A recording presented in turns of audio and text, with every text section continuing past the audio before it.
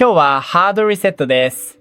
今日は Xiaomi ホームアプリで Xiaomi ロボット掃除機 S40 の名前を変更する方法をご紹介します。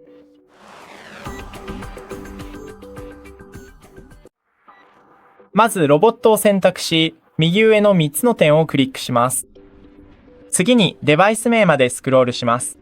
変更をクリックし、OK を押せば完了です。ご視聴感謝します。高評価もぜひ。ではまた次回。